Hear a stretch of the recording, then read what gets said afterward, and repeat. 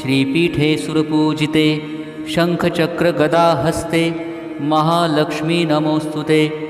नमस्ते गरुडारूढे कोलासुरभयङ्करे सर्वपापहरे देवी महालक्ष्मी नमोऽस्तुते।